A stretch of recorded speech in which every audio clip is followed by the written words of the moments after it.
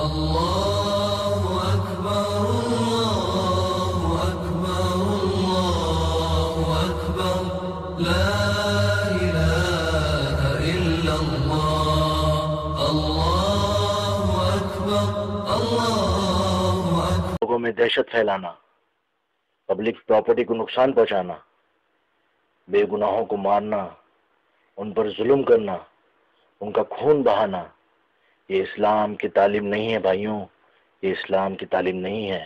اعوذ باللہ من الشیطان الرجیم، بسم اللہ الرحمن الرحیم۔ الذين ينقضون عهد الله من بعد ميثاقه ويقطعون ما أمر الله به أن يوصل ويفسدون في الأرض أولئك هم الخاسرون۔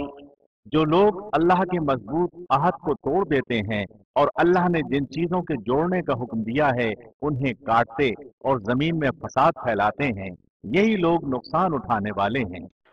اسلام میں طاقتور کون ہے؟ اللہ کے رسول صلی اللہ علیہ وسلم نے فرمایا کہ طاقتور وہ نہیں جو لوگوں کو کشتی میں پچھاڑ دے، بلکہ حقیقی طاقتور وہ ہے جو غصے کے وقت اپنے آپ پر قابو پا لے۔ بسم اللہ الرحمن الرحیم۔ من اجل ذلك كتبنا على بني اسرائيل انه من قتل نفسا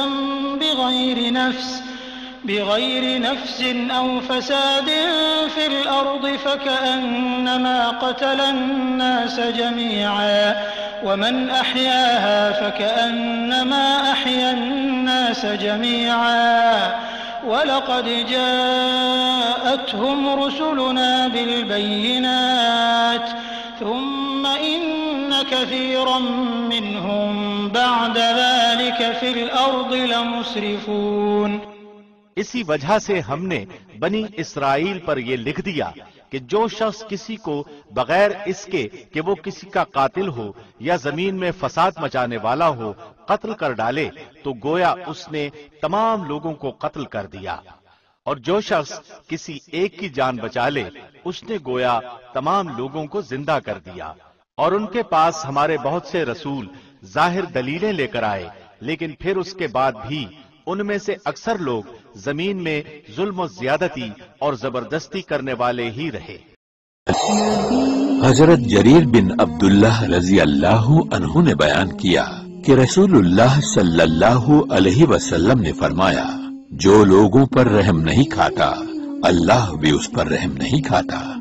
صحیح بخاری جلد نمبر 9 باب نمبر 2 حدیث نمبر 7000